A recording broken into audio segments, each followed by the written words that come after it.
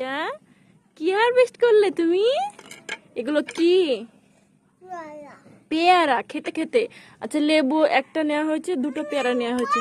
আজকে ছাদ বাগান থেকে কিছু হারভেস্ট করে নেব ফ্রুটস। অনেক ছোট আছে, কিন্তু বড় নেই। দাও, ওটা দাও।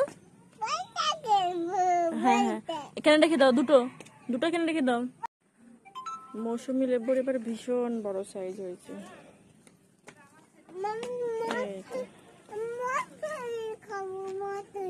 কি খাবে? মৌসুমী।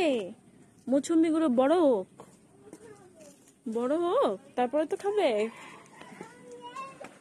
কমলাটা বেশ বড়ই হয়েছে।